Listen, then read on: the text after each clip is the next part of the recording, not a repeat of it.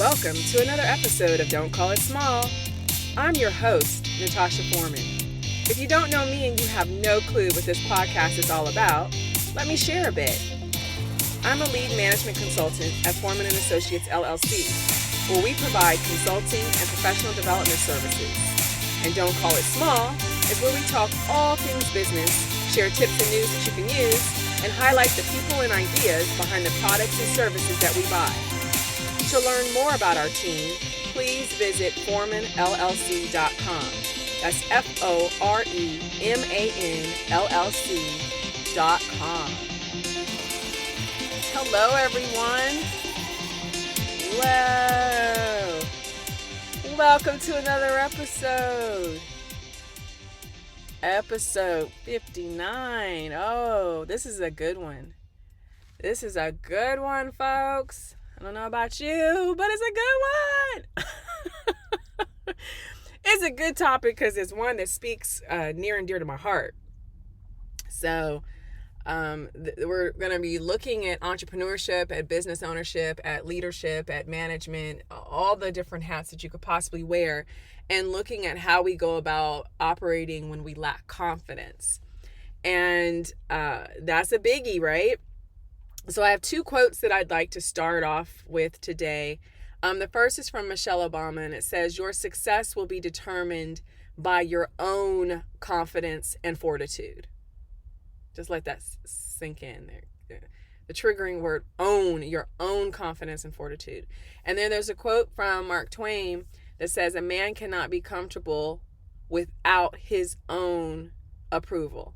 A man cannot be comfortable without his own approval. Both of those quotes, you notice there's own. And so with that, we have to take ownership for. There's accountability.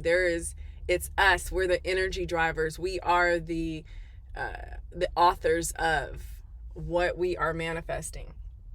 So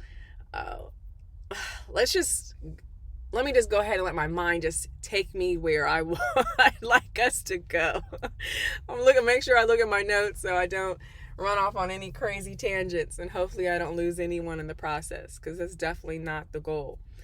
So anyone who's ever started a project, you pursued an idea that is way bigger than yourself, and you started breaking out in hives the moment the idea started formulating in your mind. Whatever it is starting a business, whatever, you quickly realize that you will most definitely face some uphill battles. You're going to hear words of discouragement from the people closest to you. And you're going to hear and feel the greatest pushback imaginable from the last person who should ever consider sabotaging you. So who's this person that I'm speaking of? It's self. It's you. It's me, right? It's us. We are indeed our biggest enemy. You could say that Satan, the devil, whatever name you call that wicked liar, is our biggest enemy. And I would say yes, externally. But internally, folks, it's us. It's our mind that we allow to run free, rampant, unchecked, like a lost puppy. And sometimes when that puppy gets wet, cold, hungry, and scared, it starts doing some pretty reckless things. And you guys can visualize cold, wet, scared puppy. And all the recklessness that can come from that puppy. That's us. That's what we have to be aware of and determined to address before things spiral out of our grasp. And we end up dumbfounded, and we're wondering, like, what went wrong? Like, I don't know, something happened. And then you're like, well, what had happened was, I'm gonna take you guys down memory lane. I'm gonna take you back to my childhood. I started my first company at around the age of 11. I was in the 6th grade, and my mom took me to this local nursery to purchase plants and supplies for our home. And so while she shopped, I gravitated to this rotating stand. It was really cool. It had all kinds of shiny and colorful novelty items. It had mini notepads and pencils and erasers and all these other baubles, and they were all sparkly and glittery and shiny. Ooh! And I grabbed a handful of items, and I asked my mom if I could have them, and she agreed, and she paid for them. And then when I went to school, my friends and classmates saw my fancy pencils and all my super cool erasers and all my other stuff that And, I had the big old erasers that, were on top of the pencils and everything. And they were like, ooh, they want to know where I got them. And I replied and I said, a store. Do you want to buy them from me? And then my friends bought up my newly acquired inventory. Now, my mom paid roughly a dime per pencil and around a quarter or so for like the mini notepads, give or take. I can't really remember. But I do know that I charged upwards of about $1 for some of the items that I had on hand. I then took my profits and returned to the nursery to re-up. And I continued this until the nursery stopped restocking the items. And I was flabbergasted, like, what? Why wouldn't they restock something that was clearly in demand? I felt affronted. I couldn't find out where to get similar items to resell, so that business eventually went belly up. Now imagine if I had asked my parents to help me find a new supplier. I could have had a booming resale business for years. Anyway, so around 7th grade, I started making money watching some of the neighborhood kids while their parents left to run errands. I remember one of the parents was like, hey, Natasha, would you like to make some extra money and watch, Susie and Brad, or whatever their names were? I can't even remember. I remember where their house was located. I can drive there right now. I just can't remember their names. And so I was like, sure. I was already outside playing with them. So I was like, that's just easy cash. And it's legal and it's ethical. I'm like, okay. So I started watching them while the parents ran errands. And that was something that I did. And I eventually took up babysitting again in high school.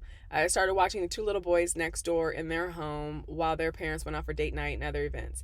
And they were my only customer. I didn't see babysitting as a long-term business, I guess. And I know I was too nervous to market my services to other neighbors. I lived in Laguna Hills at the time, and we were the only chocolate chip in the entire glass of milk. And I never really felt welcome there. So the idea of, going around advertising my services just did not seem like the best recipe for me. So anyway, when I moved, that business closed up. In college, I started my first personal fitness training business after working about 2 years for a large fitness center in California. And it was one of the very first large fitness centers before, LA Fitness. And this company is still in business to this day. And the company that I ended up starting, I had for a few years. I enjoy my clients and creating workout plans that I oftentimes did with them. And my client base was mostly family members and their friends and coworkers. I did create and sell workout and nutrition plans for people who didn't want training sessions, but I didn't have the insurance to then train in fitness centers. And I didn't market myself to get more clients. And so I'll go into that in a little bit, but I would sometimes have sessions that end at late night and would be more than about an hour from home. And I had a bad habit of allowing clients to talk my ear off after our session had ended. You guys already know I'm a talker. So if then I get around other talkers, that's just an endless energy flow of talking. So my time was being sucked up, and I'm now getting home at almost midnight. Eventually, I allowed someone I was dating to convince me to focus more of my attention on the job that I had in the entertainment industry, which is weird because eventually that person became insecure about that, but that's a whole nother conversation for another day. So rather than pursue an idea that was trying to form in my mind to offer my fitness training services to the celebrities I was friends with or associated with,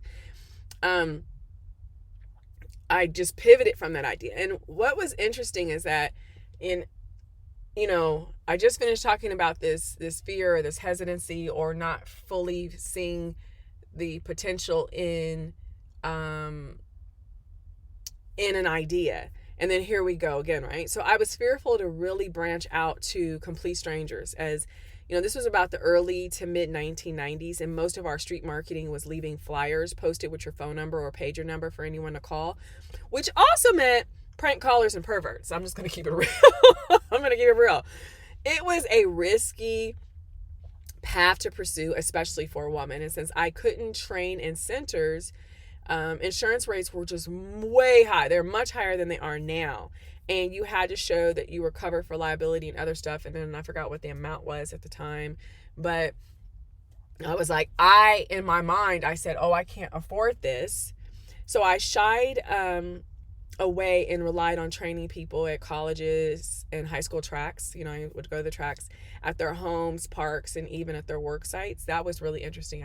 I enjoyed creating workouts, you know, around the perimeters of people's jobs in the parking lot. You got all these employees and stuff. Anyway, and living in Southern California made this doable because the weather stayed pretty good most of the year.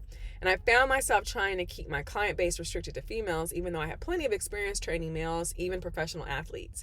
Yeah, I had trained some of the athletes from the Mighty Ducks that were rehabbing. And anyway, so that was in a fitness center though. So, you know, my safety was never a question there. And just the idea, it just was a lot.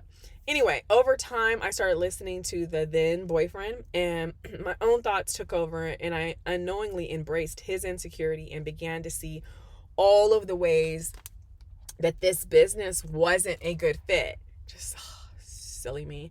I sabotaged it due to my fear and lack of confidence.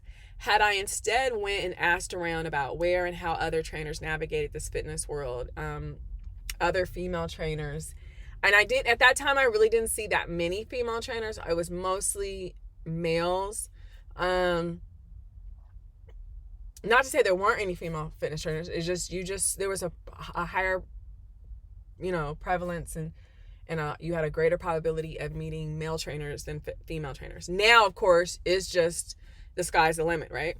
But I know that had I, done that, had I just kept asking and seeking around, even going back to my old job and running into some of my my old colleagues and you know, folks that I knew that were in their training and asking them, I could have gotten the answers that would have led to a long-term success. I would have pursued that idea to market my services to my celebrity pals and their family and friends that would have given me a solid base where I wouldn't need to advertise publicly and risk Hannibal Lecter pursuing me. I mean, I don't know about you guys, but, you know, I value my life. So, and my body. But I listened to those stupid thoughts that kept talking about can't and impossible, which I've said this plenty of times. Those are two words that we should ban from our vocabulary, especially when we're pursuing dreams and goals. Because they form never-ending mountains that keep growing taller the more you climb. And until you're exhausted and frustration takes over and you give up. That's what happens. You give up. I want you guys to understand something. As a personal trainer, fitness trainer, I was in my best shape physically and mentally. I was missing a mentor with a background in that world. And I've made this mistake multiple times in my life. And in so doing, it no longer becomes a mistake, but instead it becomes a habit, a practice, and a mechanism for unplanned failure.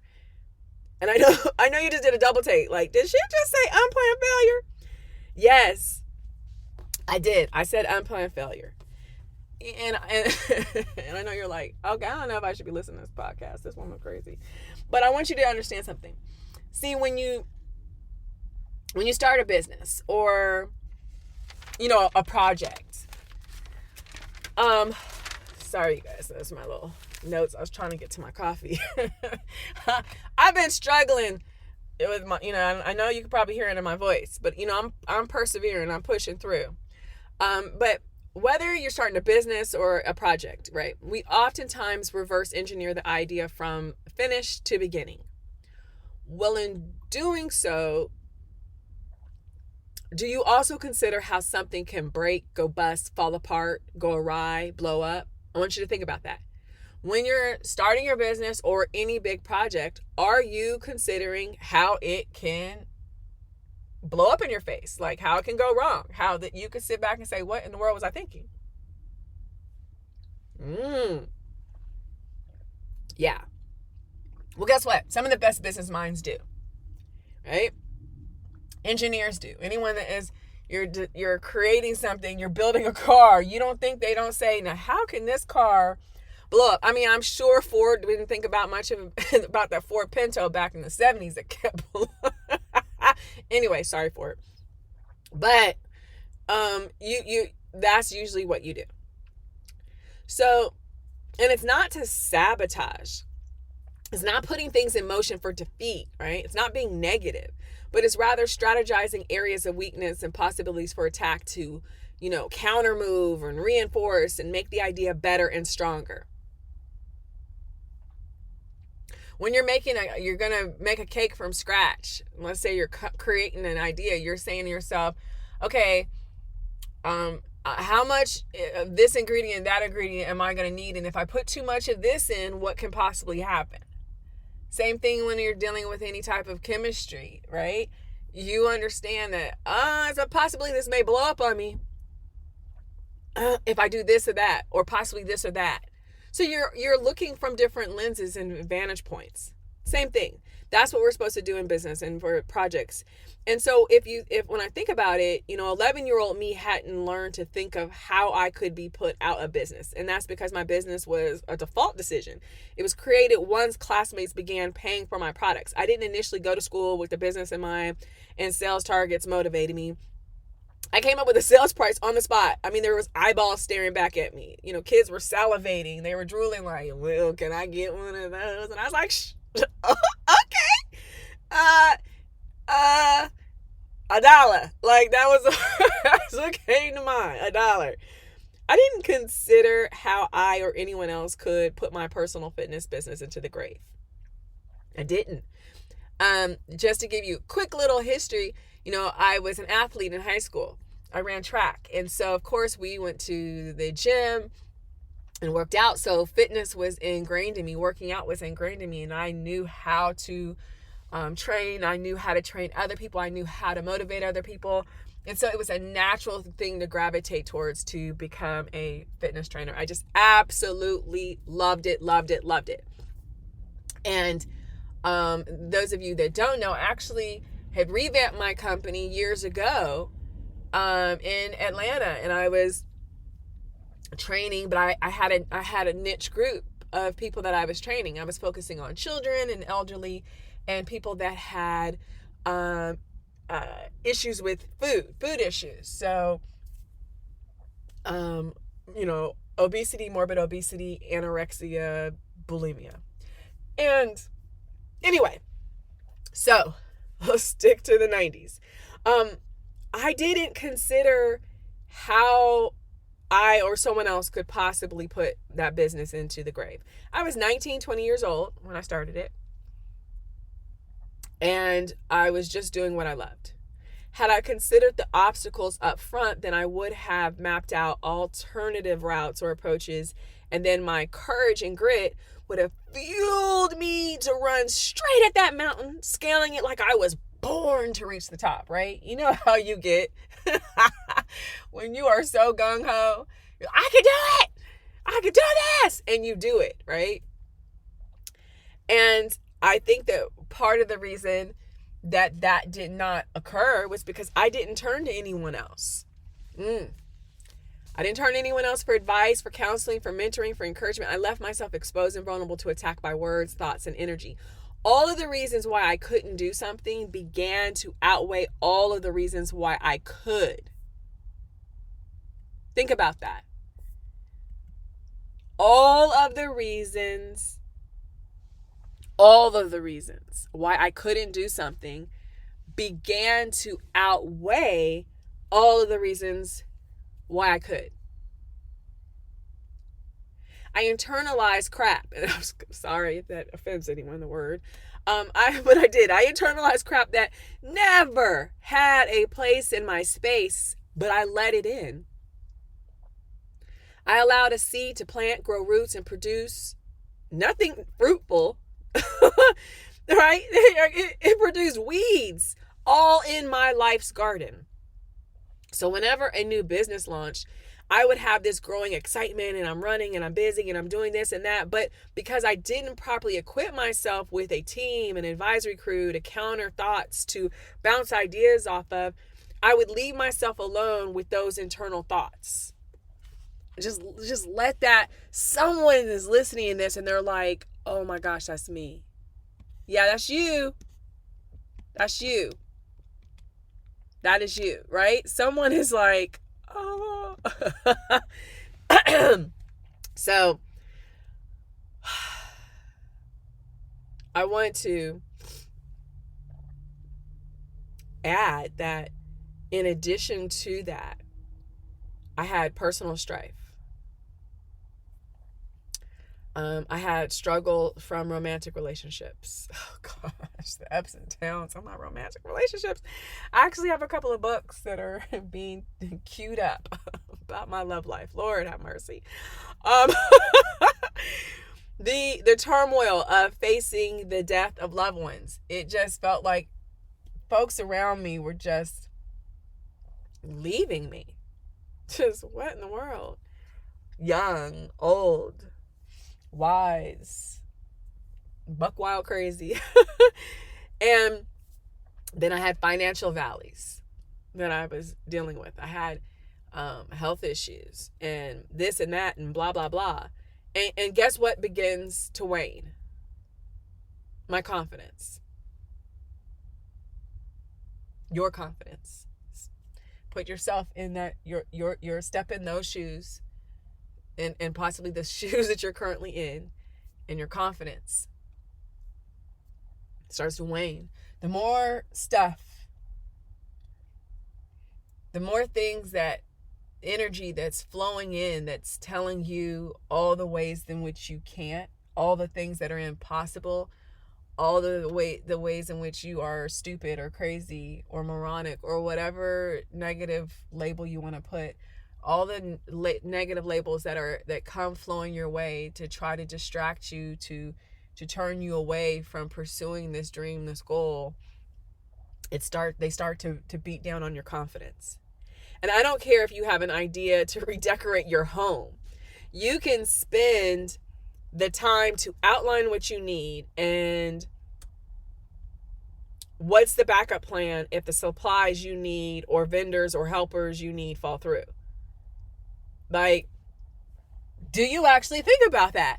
I'm going to redecorate my home, or I'm going to rehab my home. Have you thought about the what ifs? It's not being negative. It's just planning. It's planning properly. If you planned for a certain paint and you just love this paint, right? You love this paint and you underestimate how much you'd actually need. And some of you have probably done this. But now you return to the store and the paint is out of stock. And you're like, what? Or it's on back order. And they don't really know what's going to be available. Or it's only going to be available for several weeks. And here you have this unfinished project. And you can't find it in any nearby store or online. So what's your plan B? Do you put the rest of the painting on hold and you just have this partially painted project, right? Do you switch paints and just say, forget it, I'm just going to go to the next best thing? Do you wallpaper the other areas? You're like, I just will create and I will convince myself that this was the original plan. Or do you have a meltdown, call yourself a loser, give up, and leave the project unfinished? And some of you have done this. You may have lied about it, but some of you have done that in some way, shape, or form. So many of us do this in our personal lives, and then we're surprised when we do it in our professional lives, and vice versa, right? What happens when you hit that pebble on the path?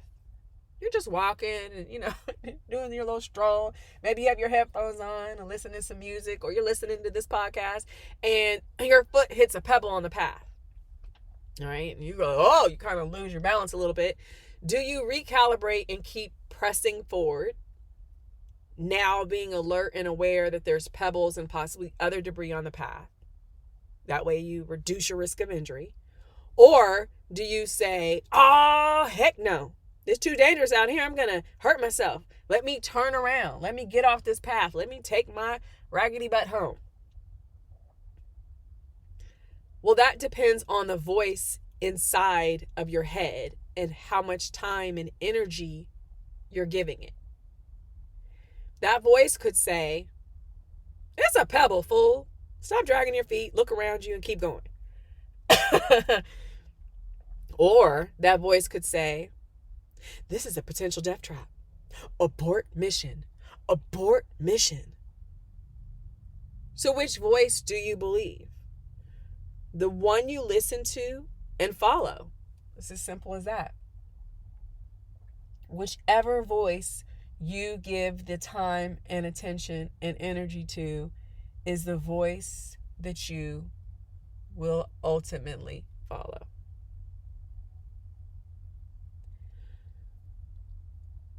Let me give you another scenario. You want to design and build a new product for your business. It could be, it could be your company or someone else's. So you surround yourself with people who are movers of heaven and hell, and with people who like to solve problems and will explain all the ways to move heaven and hell, considering the possible obstacles. Now, let's be clear. They're not pessimists. They aren't Debbie and Donnie Downers. They are the ones who quickly take the vision and see that bad boy in 3D and 4D and any other D. And if you're going to go into battle, right? Here's another scenario. You want your strategists, your tacticians, and your Operation Get It Done folks. The more you get done, the greater your confidence increases. The more your thoughts focus on the final desired outcome.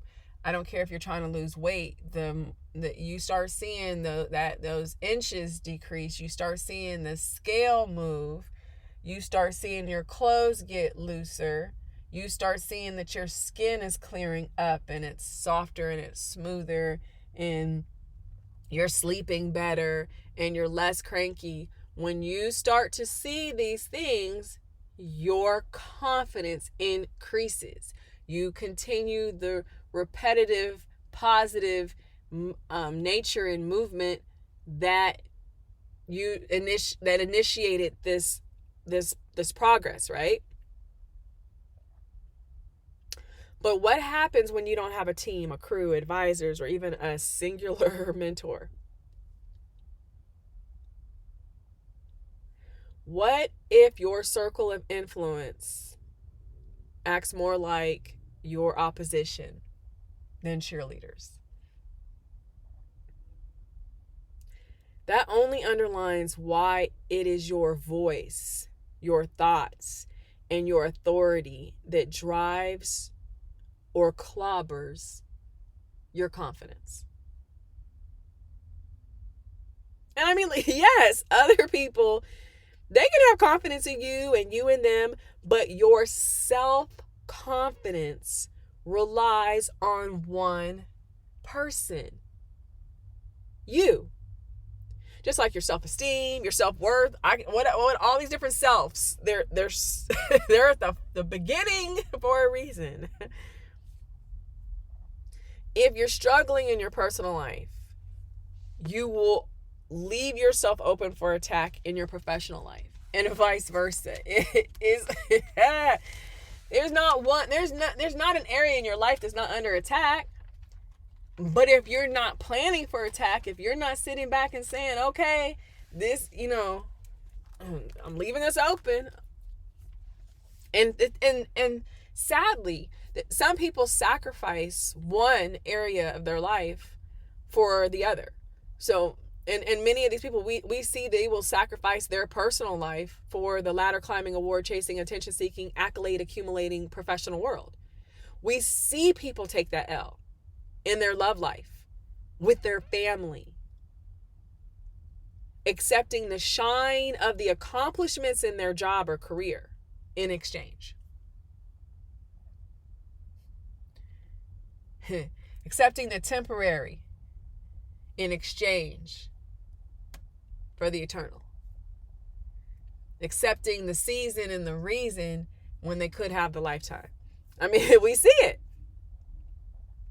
For some odd and twisted reason, we think that we can't have both. We convince ourselves that we can't redefine work-life balance to represent what brings us joy and peace. I mean, I've heard people say there's no such thing as work-life balance. Bull, fill in the blank. There's no, if you're going based on the norm and going based on other people's perception and going based on the framework that someone else designed, and they said, well, this was my work-life balance, and you're like, that's not mine. Okay, well, duh. But don't say it's not possible to find a semblance of balance. I just finished listening to a previous sermon from Joel Osteen, and I'm not about to make this a spiritual conversation, but we are spiritual beings. But he said that oftentimes people look at their job, they look at their boss, their manager, supervisor, whatever, and they end up giving that person, that job, that company so much power that you end up turning it into your God. Right? You don't give your best at work because of how your manager treats you. You've given that person too much power, too much authority of your life. You've made them your God. So you are now damaging your character because you've allowed someone else to influence it.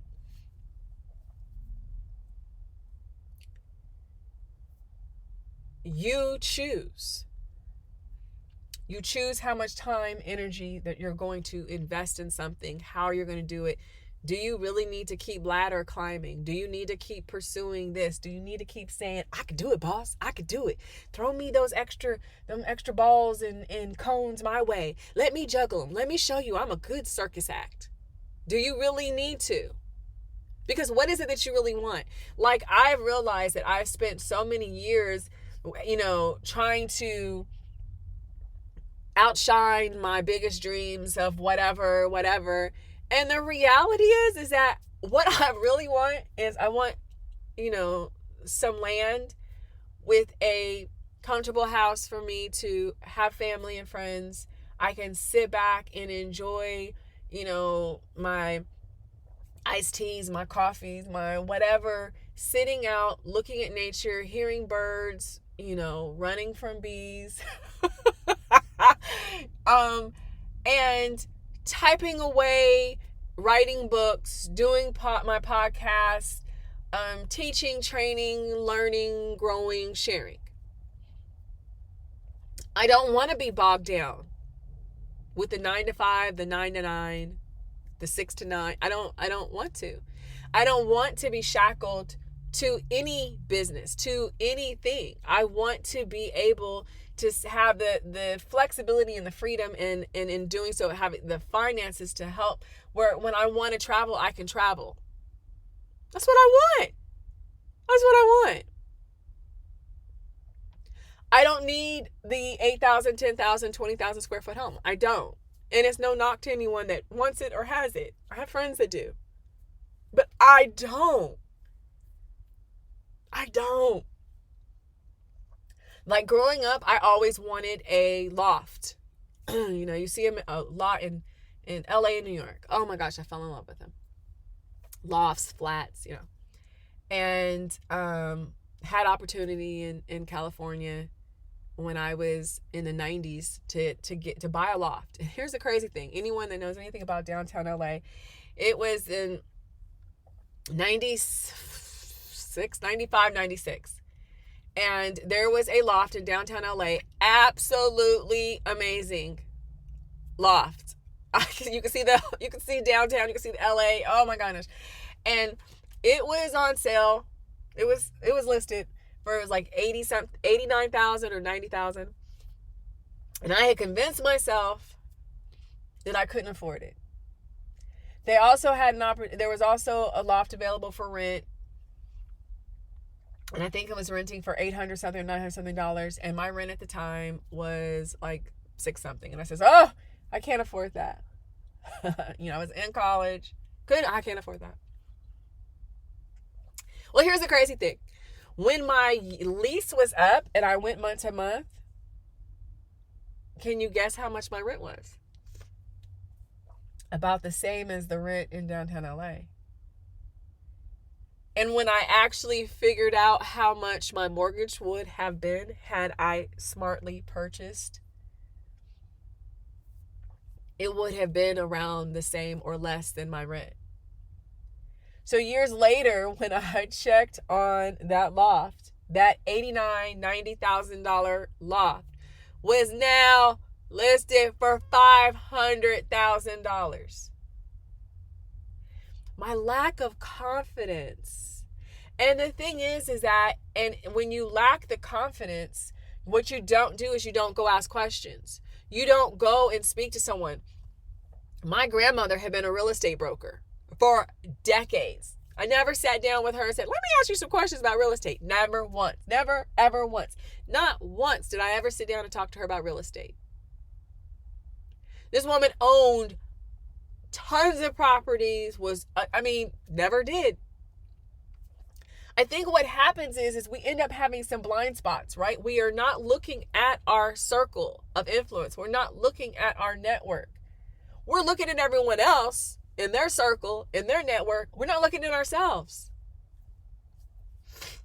That, it's maddening to me. This is just flooding in right now, and I just want to, slap myself or slap you. Don't be like me. Don't do it. Don't do it.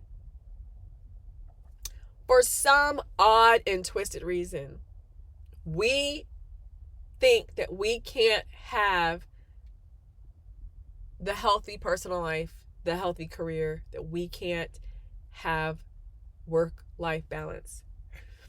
We convince ourselves that we can't redefine work-life balance to represent what brings us joy and peace, realizing that someone else may see it as less than desirable or outright unfathomable. Some of you may say, oh, there is no way I want to be out on a piece of land with a house that's, not a minimum of 6,000 square feet or whatever, right?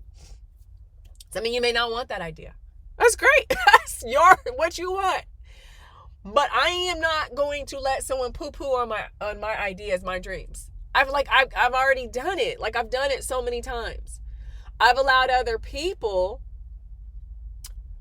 and their opinions to weigh more on me. That means I'm making people into mini gods. Why?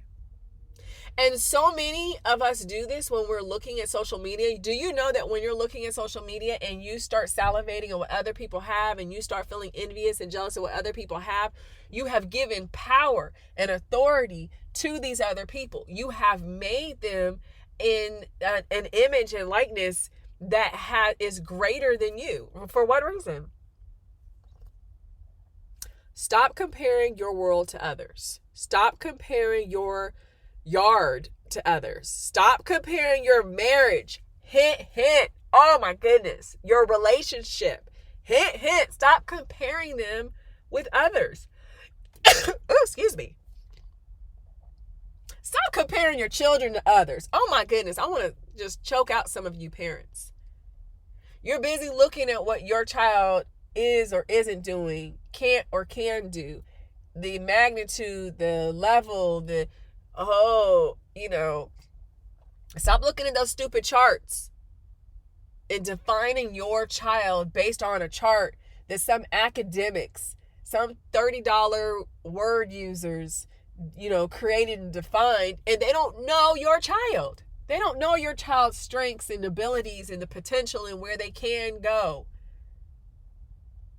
They created something, and they're like, here's these guidelines. And what happens is that parents and teachers and educators take these guidelines to be law, to be, the holy grail, the commandments or whatever. And you must be defined and encapsulated and condensed and smashed into and defined by this. And oh my gosh, what happens? And then guess what? A few years later, they redefine this list, right? And they're like, oops, ha! And then you have tormented your child. And now here's this new list of guidelines that are now taking into consideration, what little Billy and Becky and Jerome and Keisha, looking deeper into them and understanding that individuals are individuals. But now, you, mommy, daddy, auntie, uncle, grandma, grandpa, you spent so much time trying to force your child into a box, to conform, to be like everyone else. How ignorant is that? Well, the reason why you do it to your children is because most likely you do it yourself. Stop comparing. Stop comparing your home, your car, your body. Oh, goodness. Ladies, that's something that we struggle with. I know that I have. I know that I did. I know that I can have a whole podcast on that. I'm actually going to be creating another podcast that's going to be dealing more with personal stuff. This is really more focused on business and management and leadership. And the personal stuff, of course, is influenced by and it influences that world. But I am creating another podcast that's going to be dealing with matters of the heart in a different way and all the things that it influences and influenced by. But I want to reiterate, stop comparing. Your home is your home. And what you put into it is what you put into it. It's whether what is you can afford or just your taste. And maybe you may not have good taste, or maybe you need help. Maybe you need help. Maybe you need to ask for help. Maybe you're like, hey, or maybe go on Pinterest or Instagram and get some inspiration and you find out, oh, wow, I can do this for less. Stop thinking you got to sit up here and go broke trying to buy some expensive stuff that you can't take with you when you leave. And I can guarantee you, whichever family members you leave it with, they're not going to treat it as well as you treated it. So stop. You may have an IKEA budget. You may have a Target budget. Can you make the IKEA look like it is one of these expensive? Yes, you can. You can spruce up, you can fluff up, you can whatever, if that's what you want. But you don't have to try to keep up with the Joneses. And I've see this so much. Oh my goodness. There's different cities. Everyone's keeping up with the Joneses. I think that's the reason why I'm trying to go out somewhere. I'm trying to go out somewhere to get away from the cities. It feels like the cities are like Sodom and Gomorrah. I'm trying to get away. I want you to stop comparing. Stop comparing your position in your work. Stop comparing your salary. Stop comparing your business with others. I get doing a competitive type of analysis and comparing to try to have a competitive edge or advantage or to secure market share. I compare that quantitative and qualitative data in that regard. However, I'm talking about the things that tap your heart, that make your confidence start to flick on and off. And you start thinking less than yourself because you're looking at someone else's business and you're thinking, oh my God, well, how is it they're doing better and they're doing this and they're bringing in these numbers and they've got this and they've got this great staff.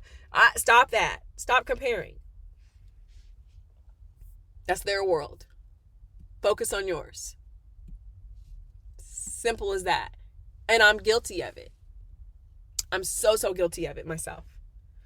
What we have to understand, what I have to keep telling myself, is we all design our worlds differently. So it looks different ways to different people. My Aunt Debbie, she's my paternal aunt, my dad's eldest sister. She shared with me a concept when I was in my mid-20s. And she said that ideas are like stars in the sky. And God puts them out there and we have the choice to see, grasp, and run with the idea or ignore it. Or we could take it and then later discard it. The idea will be molded into a successful reality, whether it's through your committed efforts or someone else's. It doesn't matter. is out there. Someone's going to grab it and make it happen. You could sit and squander on it. It does not matter. Someone else also saw the star. Like, they looked up and saw the star. They're like, oh, okay. And I mean, yes, things like lack of financial or physical resources could serve as a barrier for you, but not for someone else, right? But they might have intellectual or emotional barriers that you don't possess. So can you work around, through, over, or under your barriers? Well, it depends on what you tell yourself. What thoughts are you giving your time and energy to? Do you know why most companies go belly up in less than 7 years? You know, the average is 5 to 7 years. And I know you're going to be like, they lack a plan. Yeah, everyone knows now it's because they lack a business plan, right? So they lack a plan, a backup plan, and the grit to endure the lowest of valleys and the highest of mountains. They fear failing, right? They fear failing, and they fear it so much that they trip right into it. And then they don't get back up. See, in the U.S., and maybe this is in the Western worlds that we see in, and I'm not sure, but failure is such a boogie monster for so many people. I mean, we teach it to our kids. Kids are, we have so many kids that are on anxiety medications because, oh my gosh, you don't want to fail. You don't want to get an F. And I've had college students who've had mental breakdowns because, oh my gosh, I'm not going to have this GPA that I want. I was like, I remember I fell into that trap in high school. My anxiety started going through the roof, and I'm not going to be able to get in college, and I'm not going to be able, and all these, what I'm not, all these can'ts and impossibles that were flooding in, fearing, and it was tied to failing and failure.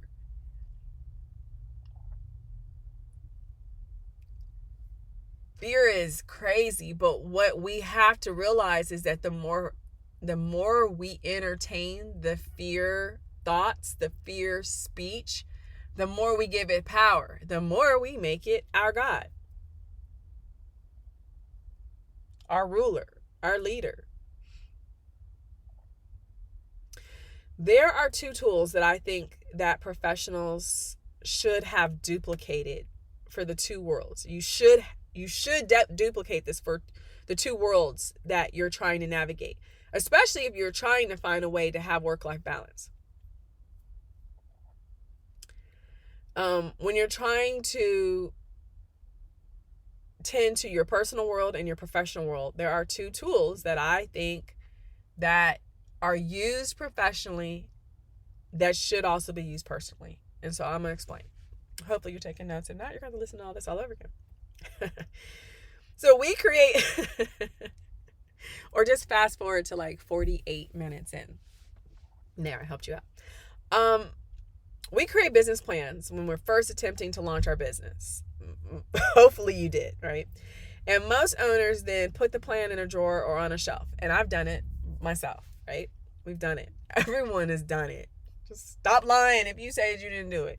If you haven't, you're a newbie to the business world, and so you've heard it so much that you have now been indoctrinated with the new belief system of this business plan is a plan, and it's a path, and it's a map.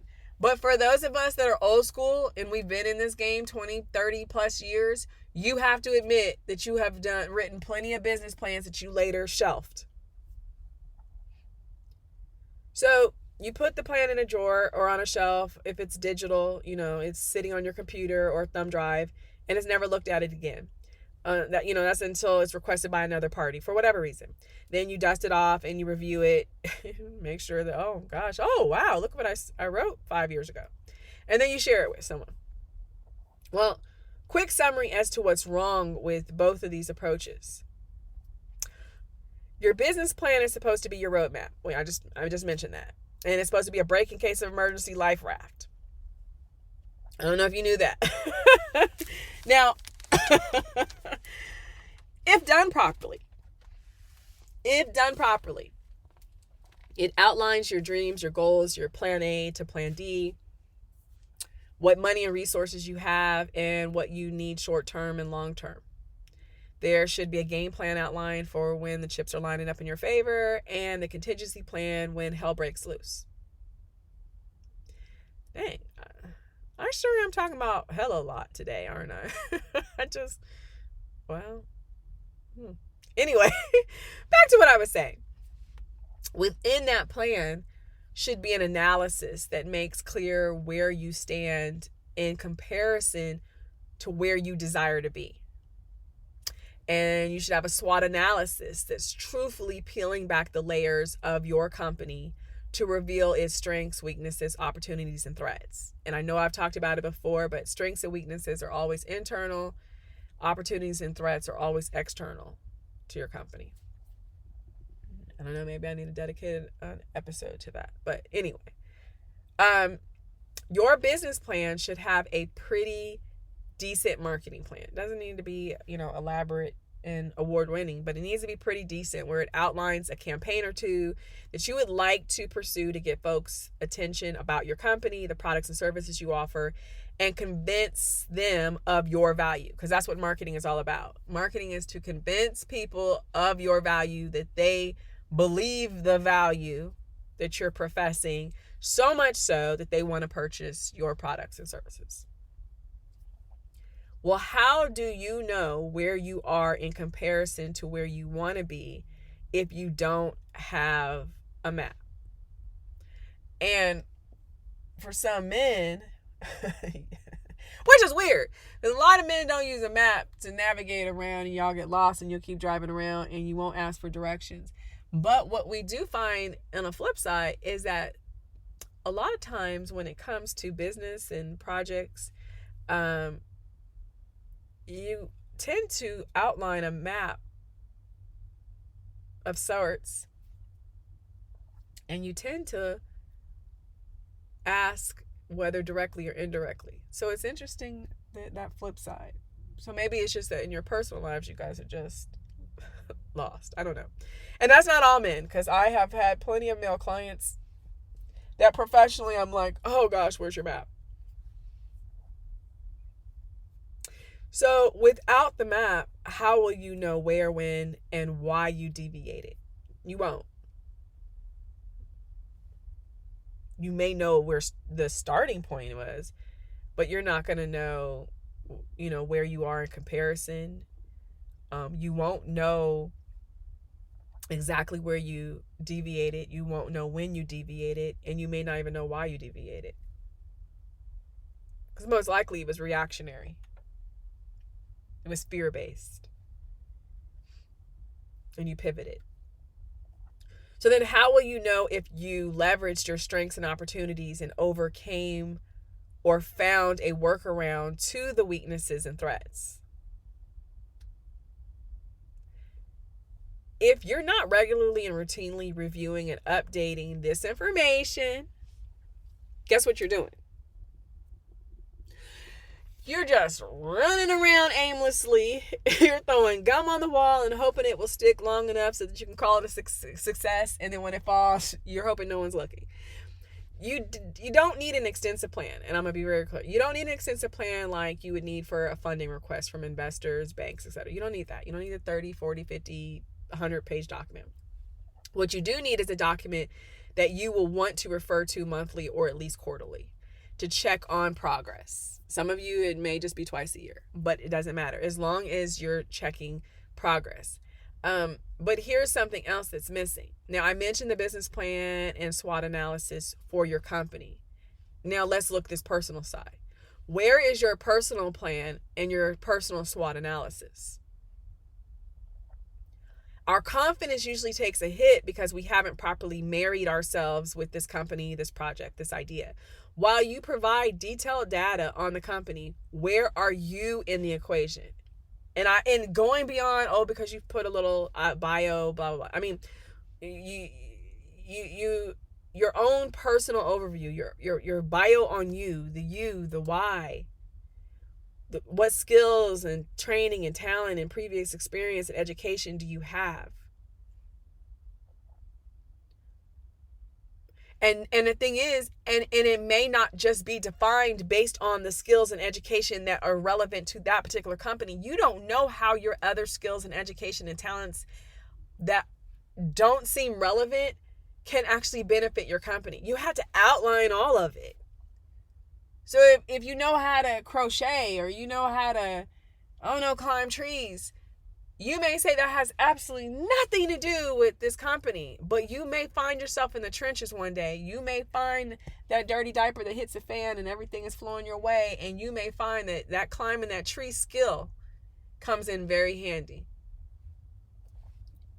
Not literally, but figuratively.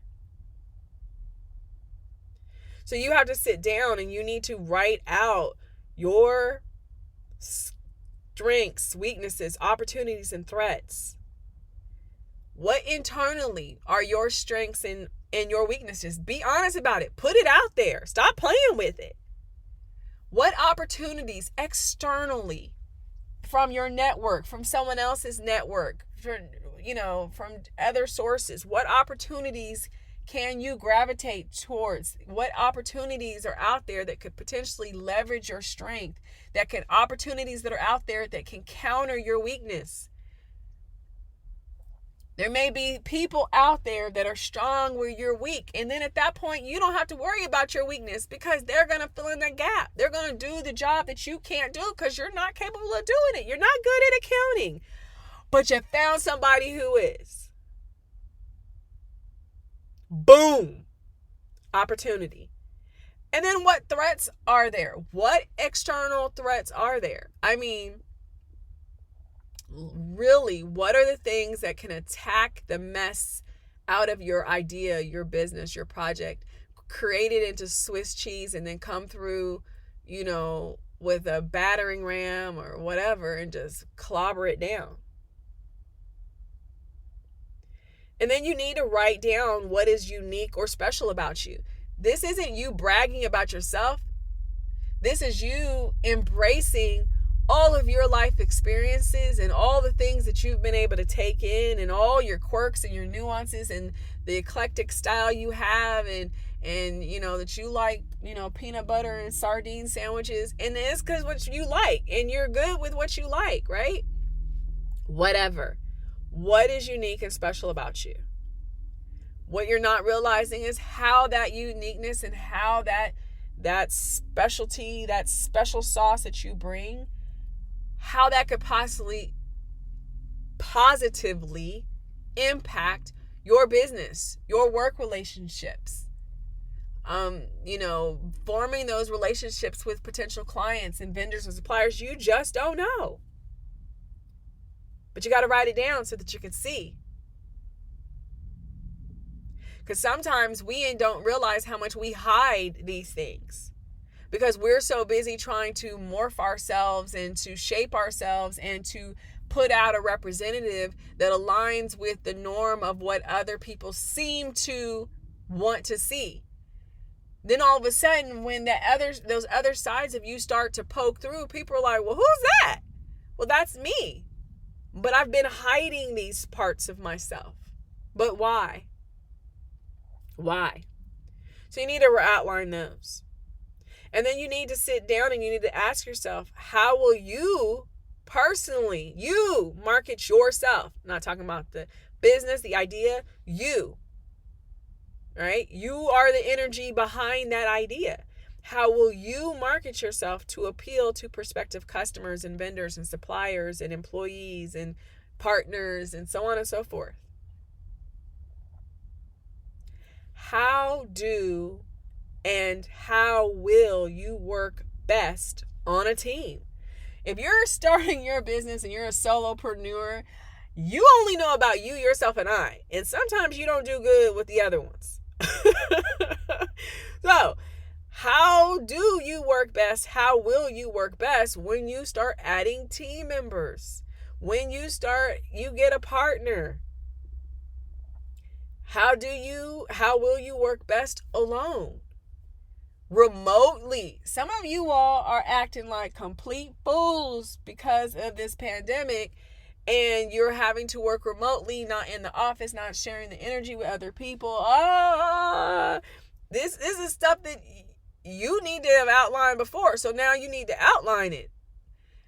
Those of you that have not decided to run with your idea, sit down and really assess how you feel isolated at this point, working, being remote, being at home, being around family, having to, go and sit in your car or in the closet, in the bathroom, get some work time, some quiet time, and understand that there's a potential, there's a possibility of that being a full-time or part-time or a temporary time in your business. How well is that something that you can work with? Those of you that love to be able to be free and to work wherever you want to work and work in your pajamas, how do you work best in an office? Or how will you work best in an office? What type of environment will you need to help create so that you flourish in that environment, so that you don't contaminate it, you don't create an environment that's so lax that there's no real structure, that there's no, rules and policies, and people can't, find some strength and stability and confidence in that environment. How will you work best when traveling? Maybe you haven't considered that traveling is going to be expected of you as the CEO, as the founder, as whatever title you've given yourself. Are you okay with that? How will you navigate that? If you have a significant other or spouse, you have children, have you factored that in? I'm not saying that then take traveling off the table, because it may be needed at some point. Maybe not the first couple of years, but at some point you're like, man, as I try to expand and grow this bad boy, my baby, I'm going to have to travel to, go outward. I can't just try to do virtual stuff with folks. Some folks, they want to be able to, dab it up, shake hands. They want to feel the energy, across the table from them. And then you have to sit down and you have to be honest with yourself, folks. You have to write down how will you work best when you have little to no support? How do you handle setbacks, mistakes, failure, disrespect, loss, success, betrayal? Be honest. Because what is so frustrating, and we all do it. We lie to ourselves. We lie to other people. We try to put on these airs and this Instagram face. Stop lying. If you don't do well with disrespect, you need to be clear about it. And that needs to be something that is addressed the moment you start interacting with other people to make this idea a reality, called a business, called a project, called whatever it's going to be called. Like, be clear about it, so that when all of a sudden you're triggered, you don't then go poop bananas on someone and they're looking at you like you're an absolute psychopath. And the reality is that you never shared your truth. You never shared, look, this is what I don't do well with. I don't tolerate. This is the reason why I gotta let you go, because no, I don't give second chances for thieves. Like, whatever, right? But you need to put it out there. And I think the thing is that if we did this personally, right, we would have healthier romantic relationships, healthier family relationships, healthier work relationships.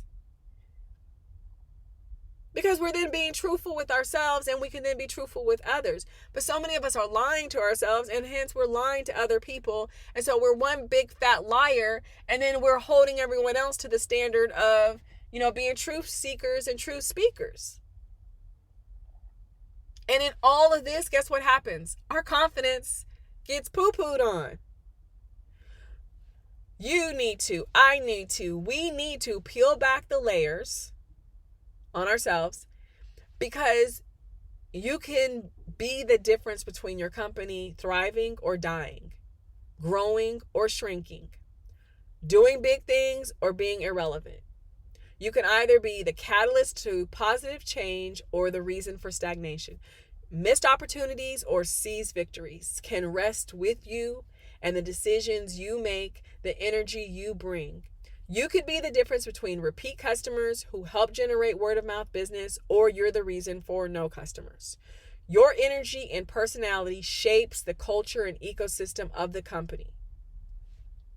What are you bringing into the workplace? What energy are you bringing into the workplace? This, my friends, requires frequent checkups. Just like you're going to the dentist 2 times a year or the doctor 2 times a year. At the minimum, 2 times a year. Minimum, you should be reviewing and updating your business plan, your personal plan, your marketing plans, business and personal, your SWOT analyses, business and personal, and any other relevant control and operations tools you use. And I want to also make sure I say something. Whenever you have team members that you bring aboard, oftentimes we have people do like their disc and their strength finders and all this other stuff. And that's great. And I need you to also do that SWOT analysis, because DISC is going to tell you about their personality and Strength Finders is going to tell you about that person's strengths. What we also need to have a clear, articulated understanding is what weaknesses do they have, so that we're not then spending time trying to put them in a square when they need to be in an oval. Like, you know what I mean? Like, let me know what you were not really good at, because people will lie on their resume. They'll say they know how to do certain things and they don't really know how to do it. Like, let's find okay, now you got a job, now be truthful. Just tell us, what are you really good at? What are you not good at? What do you want us to keep you away from? And then what are the potential opportunities that person sees? What are the potential threats that person sees in themselves, right? What do they think that could potentially derail them? And what do they think externally they think they can leverage for gain? And if you have all these SWOT analyses on all your different team members and you're exchanging this information, you can build a healthy, strong team. And then, and everyone's then bringing in that positive energy, and you're positively feeding off of each other versus negatively. So many of us are in toxic workplaces because we really don't know each other. Everybody's lying. So your personal plan needs to outline your dreams and goals personally and professionally, because 9 times out of 10, you didn't quit working for someone else to start your own company just to be shackled and enslaved to it. And so many of us are shackled and enslaved to a business, to a project, to an idea, whatever. Heck, to marriages. So they're all relationships. All of them are relationships. It just depends on whether or not that relationship is transactional. And so many of us have created transactional relationships, and those are just toxic, and those just rain nonsense on your confidence. So what's the plan to create a sense of balance and freedom? How will your position, or not how will your position, but how will you position yourself within the company so that you can lead without having to always be in the trenches, drowning in operational plans and wearing too many hats and stepping on too many toes? And that is the ongoing thing that so many of us that are solopreneurs and entrepreneurs and business owners, you tend to do. And guess what? That's another confidence crusher. You need to regularly check in to ensure that you aren't chasing someone else's dreams and vision and mission.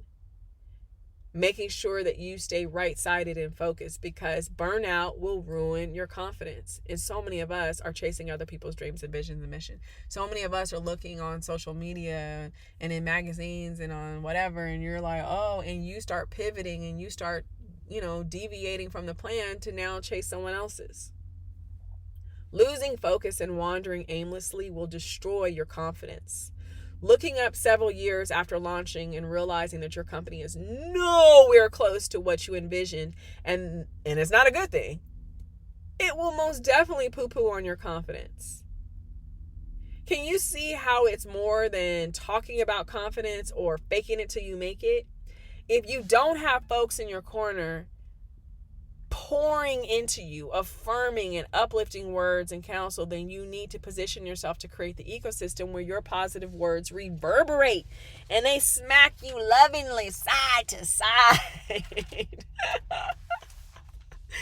like a kiss, a big old wet warm kiss, like, you know, the ones that your grandmama and your auntie would give you. You're going to have to write or print out affirming words and phrases and plaster them wherever your eyes will lay upon them. And who cares what other people say? It's not about them. It's not about their world. It's about you. It's about you getting yourself right. You're going to have to find ways to record affirmations, you know, and it could be to music, maybe with some uplifting song. I don't know. But something that you could play to yourself when you wake up before you check emails and social media, because those are some toxic traps right there, right? Emails and social media can suck you into the comparison trap. So before you enter that zone, you know, play that affirmation. While you're in the car. Before a meeting, before you open the doors and let customers come into your store, your restaurant, during your lunch break, if you take lunch breaks, hopefully you do. You better find the balance in order to do so. You have dominion over your experiences. Dominion over my experiences. That's my publishing imprint. That where I write my books.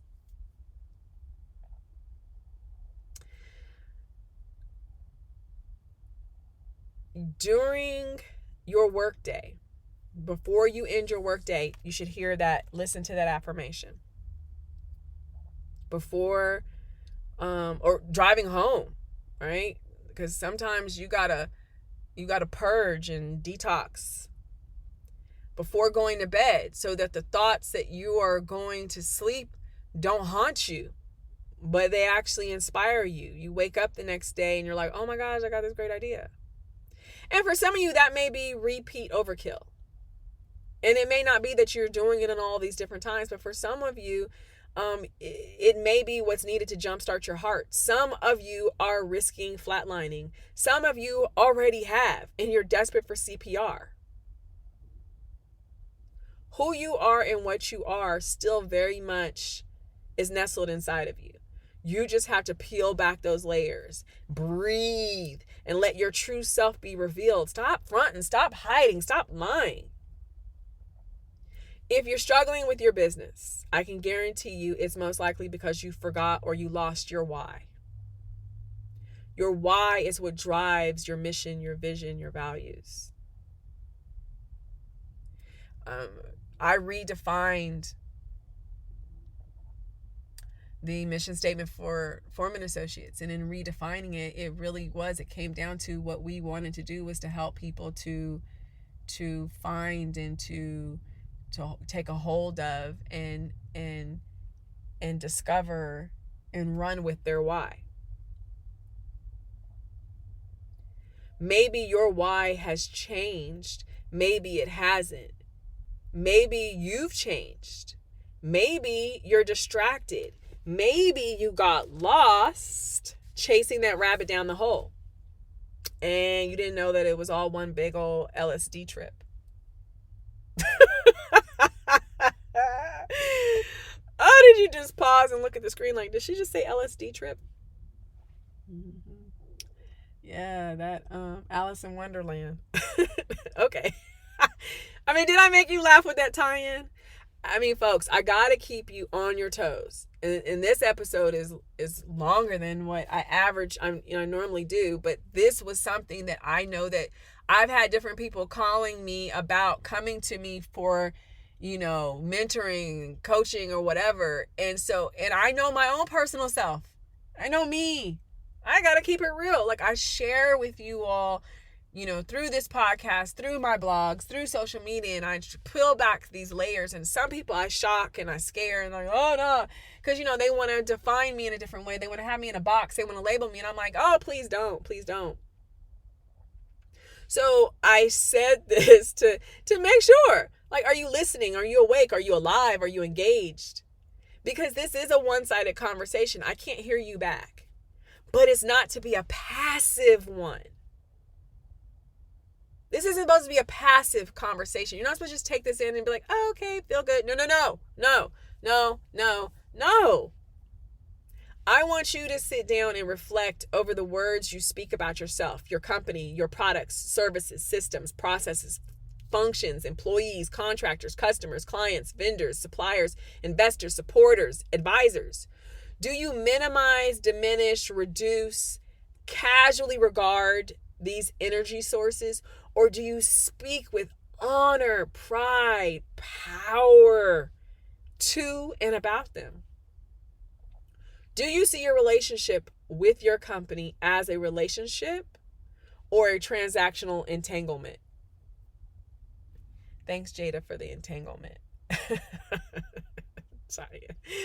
I mean, what about your relationships with all of the people I just mentioned? Do you see them as relationships or transactional entanglements? Are they celebrated or just means to an end? Now that may have hit somebody. Somebody may be rolling their eyes. But if it hits you, then it's the truth. Because a hit dog will holler, right? But you got to be real with yourself. Be honest. Be truthful. You give your company and all of these interconnected relationships power to heal, uplift, catapult, or harm, tear down, and destroy. Stop calling your businesses, projects, ideas, products, small, little, tiny, or this thing I'm working on, this thing.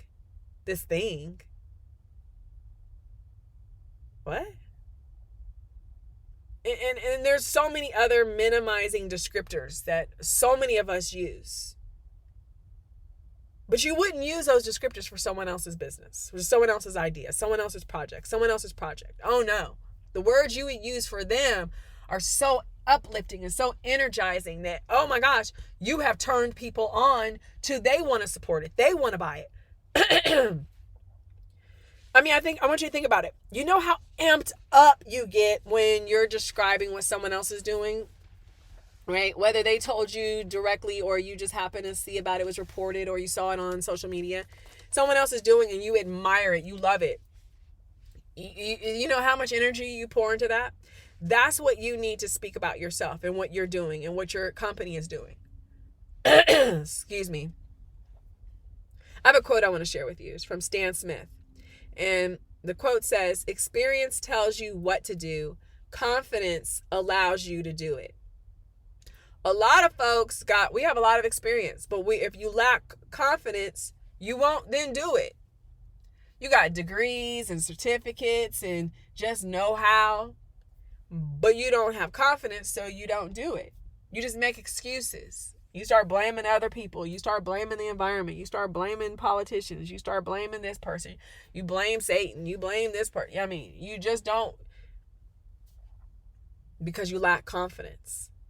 And let me say this, just as we delved into setting boundaries and rules of engagement with our customers and clients in episode 56, you better do the same with the people you choose to surround yourself with.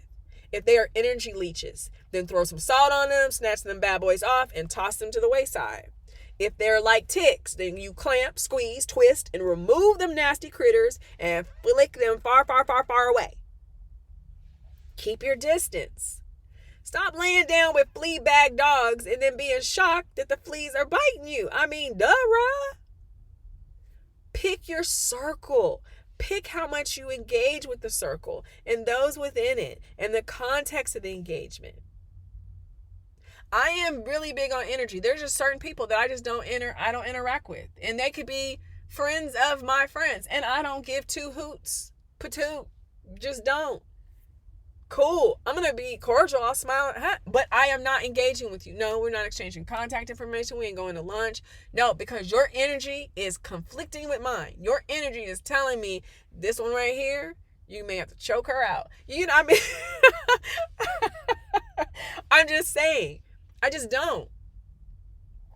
And I have been in relationships with men who felt the need to try to dictate to me who I should be friendly to or friends with or whatever, because of whatever reason their motives were, that they felt that I needed to befriend this other person. I'm like, no, that person's energy is not right.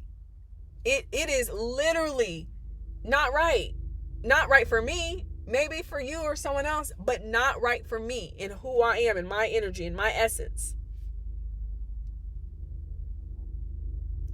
This is your life, your mission, your business, your project. You will either do what it takes to be healthy and thrive, or you will wither and die. And that life, that mission, that business, that project dies.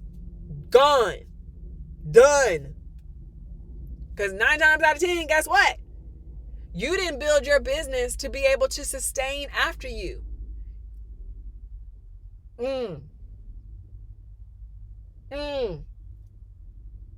Sometimes we have to, and I'm just going to keep it real. I'm looking at the time, but I'm just going to go. I'm just going to go with this. I'm going to go with it. Sometimes we have to bury our business and let go of the idea. We have to chalk it up as a loss, as a lesson, and then move forward and upward. And sometimes we're just in a holding pattern, and what's needed is grit and a loving push. Sometimes we need CPR, and sometimes we need to call it flatlined, DNR. Do not resuscitate. But you will never know if you don't know yourself, what you're made of, who and what you are, your why, personally and professionally. If you're feeling like crap, don't hang around other folks who are waiting around in it. Seek out folks who climbed and belly crawled up out and they found safe footing, and then ask them for counsel. A lost person can only tell you they're lost if they know that they're lost and they're willing to admit it. If not, they will lead you astray and you're both scrambling down rabbit holes like morons. If your confidence is in the toilet, it's time to stop and think. There are solutions. You can do more than just flush. Let that sink in. All right. I have another quote. And it's from Louise L. Hay. And it says, "You have been criticizing yourself for years and it hasn't worked. Try approving of yourself and see what happens." Once again, the words we speak, the words we think, the words that we marinate on, it's all energy. What we invest our time and energy in is what ends up manifesting, is what comes out of us. It ends up surrounding us. It becomes our world. And like I said, ideas are like the stars in the sky. Don't die holding on to one, chasing one, or obsessing over why someone else made possible what you couldn't. Oh my goodness, the woulda, shoulda, couldas that we obsess over. Entrepreneurship, self-employment, business ownership. It isn't for everyone. Let's just keep it real. So many folks are just selling a pipe dream. It's not for everyone. Hence why there's more employees than owners, more employees than companies. If you had confidence in your abilities while employed at another company, maybe your confidence was also built on the stability and regularity of that weekly, bi-weekly, monthly paycheck that the payroll department issued. And now as the owner of a company, the deal maker, bread baker, revenue generator, the weight of having to wear more than one hat and produce more than one result weakens the stability in your mind, because that revenue isn't rolling in as regularly. And now you're feeling a pressure you've never felt as an employee. Yeah, it hits different when you're the boss. Also, as the employee, you probably had supportive coworkers and managers that were like, "Yeah, go girl," or "Yeah, dude, you got this, man." And as the boss, you oftentimes only have a mirror. That's it. You looking at yourself, you, yourself, and I. But that's where your personal plan, your SWOT, your personal marketing plan come in. They kick in the door and make things clear. They compare this data with your business data, and you'll then see the gap, the deficiencies, the cracks that were causing you the discomfort. And it's possible to fix these things if you know what you're looking at and looking for. It's about the truth seeking and truth speaking, but you got to be a truth seeker and a truth speaker in order for this to then say, okay, I got it. And we're going to discuss confidence again in future episodes. But let's segue for a moment to shout out some businesses that I strongly think that you should consider supporting. They may be a good fit for you. They may not. They may bring the energy that vibes with yours or may not. But I want to share these with you because I am dedicated to sharing and shouting out businesses, whether you want to call them small or not. I want to shout them out. I want us to support each other. Okay? So let me look at my list. Let me pull out. Here's my list. Now, I'm going to have to go back to the queen, Hope Roland, my girl, from episode 58. I got to shout out a company, Crown and Conquer. It's an agency focused on event curation, brand experiences. Event curating, brand experiences, and influencer marketing. When I was researching, investigating them, they've established themselves as an industry leader by working with some of the biggest and most innovative brands in the world. And the company says that they live, quote, at the cross section of where operations, brand partnerships, and events naturally meet. And their website says that, quote, by challenging brands to be an interaction with culture, not a reflection of it, we create moments of truth. Now, the company, Crown and Conquer, was founded by April McDaniel, and Hope Roland is their account director, and she's serving as one of 12 other members of this diverse team of women who are clearly rocking their crowns. Like, you have to read, and go to their site and see these women and read their bios. They've worked with Sprite and Amazon Studios and Spotify, Smartwater, Instagram, TikTok, Adidas, just to name a few. They're headquartered in Los Angeles, and you can visit their website at crownandconquer.com. Now, back to what I just said. Don't use their successes and then say, oh, I can never do that. And then at the same time, don't then say, oh, I'm going to go and try to pitch something to Sprite. That's their world. Celebrate them in their world. Okay? Now, I'm just prefacing that so that when I start shouting out these other companies and the things they're doing, that you don't start looking at your yard, your world, and what you think you don't have, and you let lack set in, and then your confidence, and you spend all this time listening to me just for it to now you to flush it down the toilet. Don't compare someone else's path, someone else's world, someone else's success, someone else's failure, someone else's mistakes. Don't compare to yours. Celebrate and be like, yes. And celebrate like you want someone to celebrate for you. Because one day someone will. All right. Now, like I said, visit crownandconquer.com to learn more about their services and possible career or other business-related opportunities. Now, I have to also, I got to thank Hope Roland because I found out about Post 21 from her. She had been sharing about Post 21. Go to Post 21 Shop. Post, the number 21 shop.com. They're on Instagram at Post 21 Shop. You can shop from their online store or their cart at Downtown Disney in Anaheim, California. And they have a queen candle set that I have to get. It's from Frolic and Sage, another Inglewood, California brand that's founded by Aaron James. I just really want to tell you. Okay, so the candle set is 3 candle set, and they have empowering quotes such as "Chin up, queen," and "Okay, I see you, sis," and "To all the ladies in the place with style and grace." So I just thought it just looked beautiful, and I just can only imagine how it smells. Well, you can get the set for $49, and there's plenty more to see and buy at Post 21. I just wanted to just say that, and maybe I shouldn't have because someone's going to turn around and buy it before I have a chance to buy it, and then I'm going to be mad. But check them out, post21shop.com. Post, the number 21shop.com.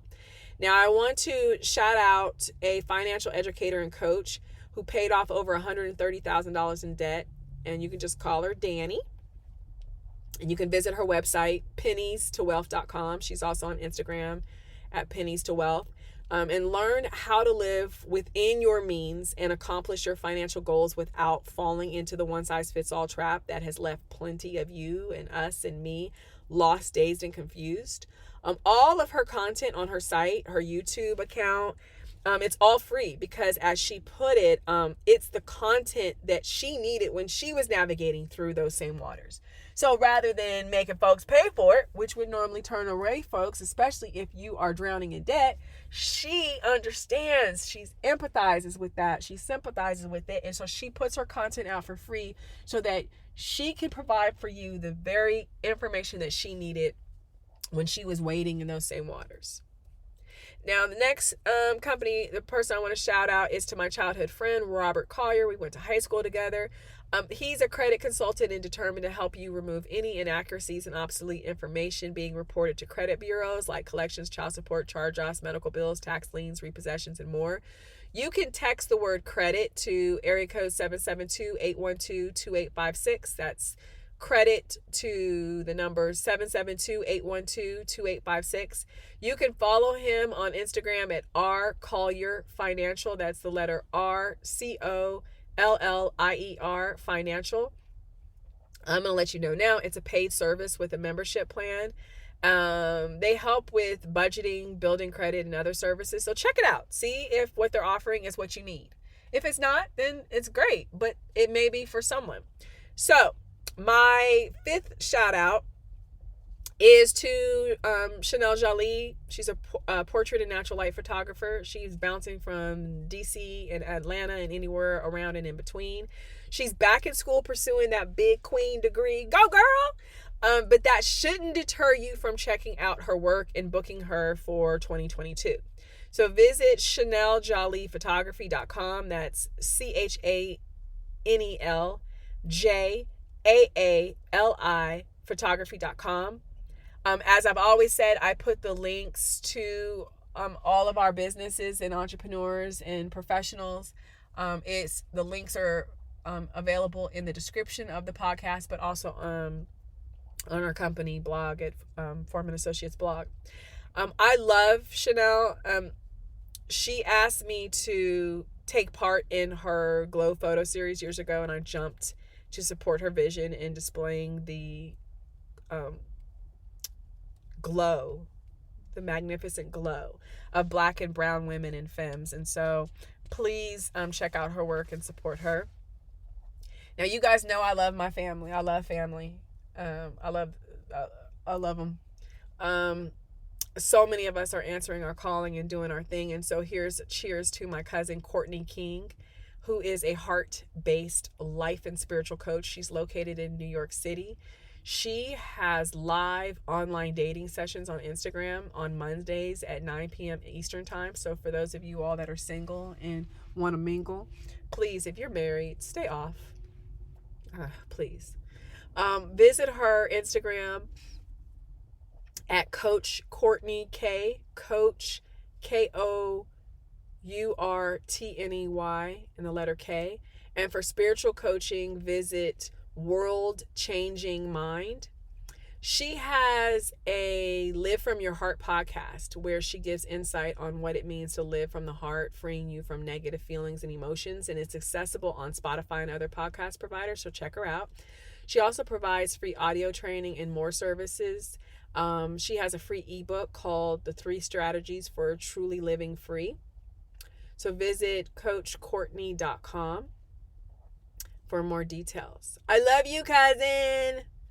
Okay, last but not least, in episode 58, we shouted out HireRunner.co, the startup led by CEO Arlen Hamilton. And well, we're back to shout out another of her babies, Backstage Capital, which is one of the first venture capital companies to invest solely in startups that are led by underrepresented founders. And Arlen and her team will be celebrating their 7th year. Yes, their 7th year building, climbing, and sharing.